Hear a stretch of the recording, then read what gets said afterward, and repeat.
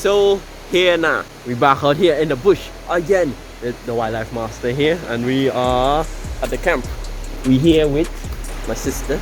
You could barely make out in the dark here, and bush monster. Yeah, KFC man, monster man. I don't know if I should. I don't know if I can show this monster stuff. Yeah, so we come out here, we go and search the bush for what kind of wildlife we're looking for? Wildlife. We go see all there in a bit. Nice camp. Some vital supplies. It rain and things, so the river kind of come down. But we still have clean drinking water. Who know where we are. But this is camping. Look at that. Cool.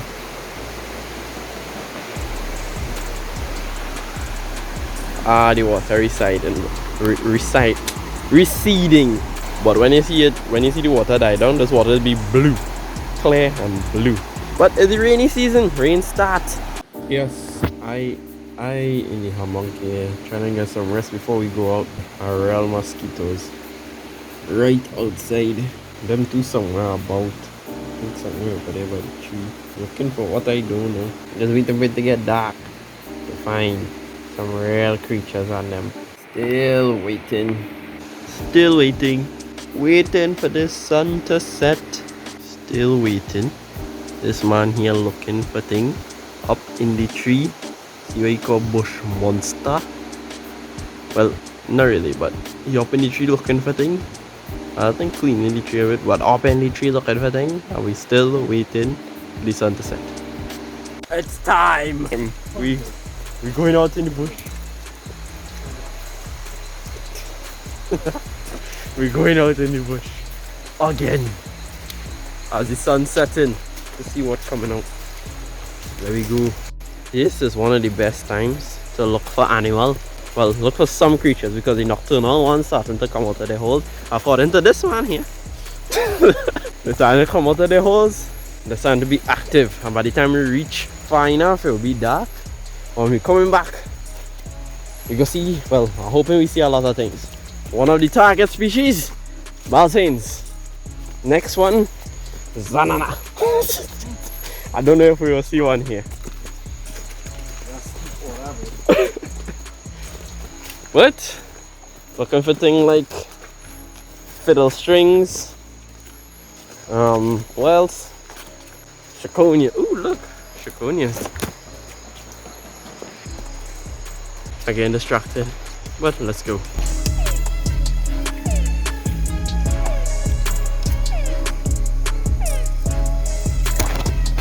We have begun the trail. We're on this trace here that leads miles into the forest.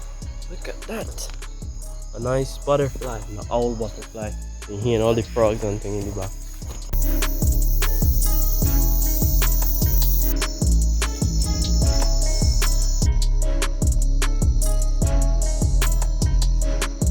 Look, a manicure or something eye shine over there. In the eye shine?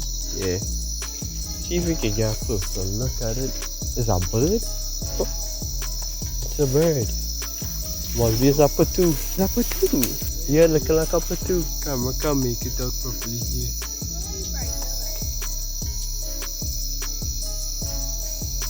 Yeah, I mean the camera can't make it out, but it looking like a patu.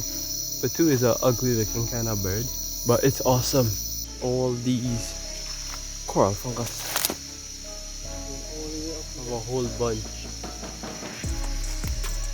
And they keep going and going and going. Just see a long tail machete. Okay, we're gonna try and get a closer look at him before he jumped down there.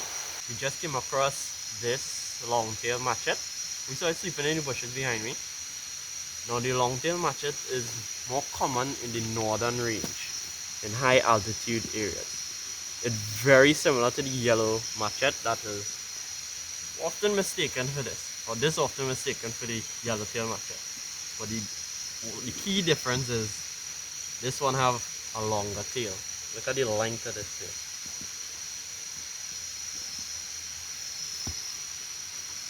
This is a juvenile, but it can grow very long.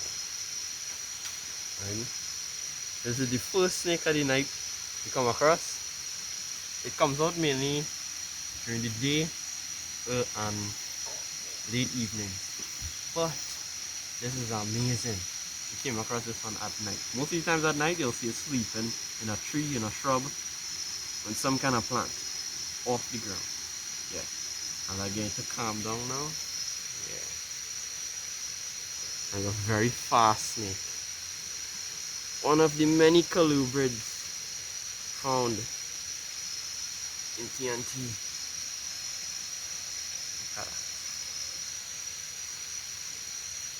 We'll take a few shots and then put it back where we find it. Now it is not really found in Tobago, only in Trinidad.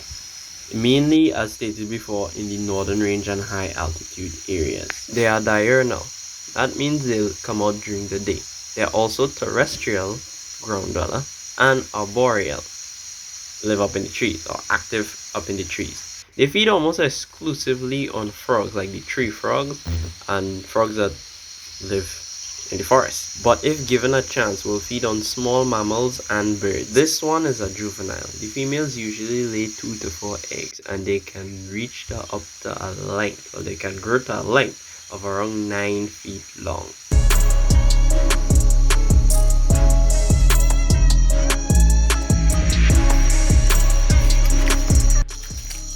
Oh. Wait, what frogs are these again? Map? Map. Now I'm no expert, so I was confused thinking this was a map tree frog, but it's actually a rattle voice tree frog, emerald tree frog, neotropical tree frog, or dryland tree frog. Now these tree frogs come in an array of colors. During the day they are creamish color or greenish and sometimes white, but at night they are orange, brownish, or this yellow mottled color, normally with spots and things. But I find them very interesting. See him padu. Padu. What kind of fun am I see the padu there? Ooh. Padu. The hairy ones. And they have real ants and they're biting my hand real bad boy. Look at ants.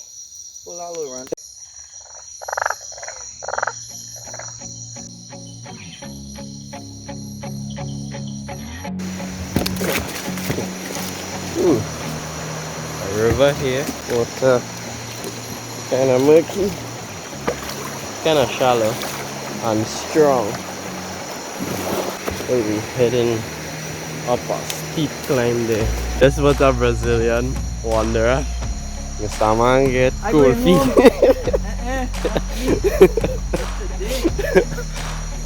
Yep. But the second most deadliest spider you'll find.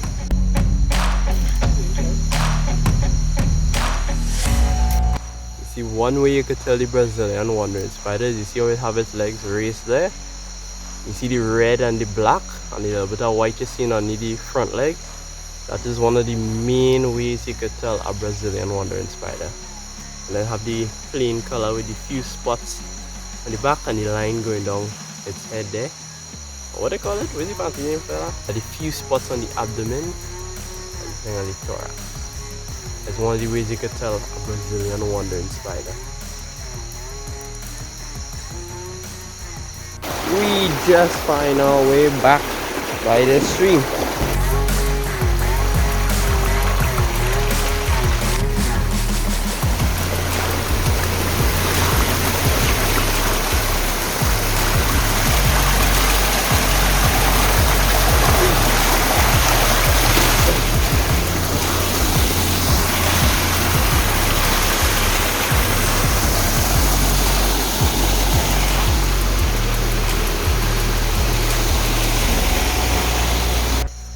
Here, climb them down there, and I'm up here.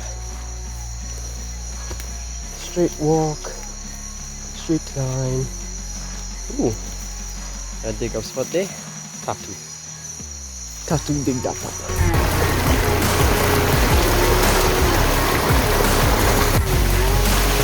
Look at that.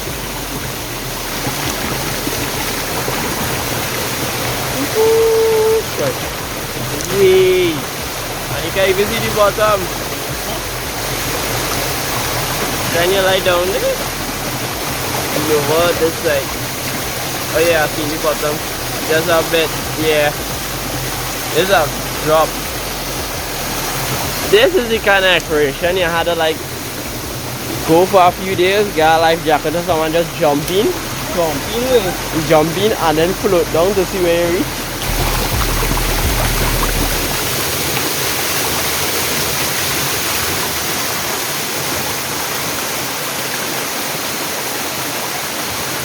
This man here try bamboo. Also,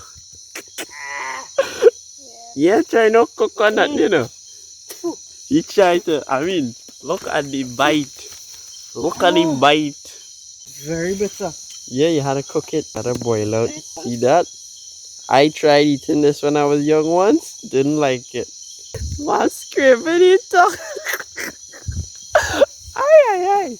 Hey, boy. That is a real bitter, boy. Yep. Nah. Yeah. Die with him again, we see.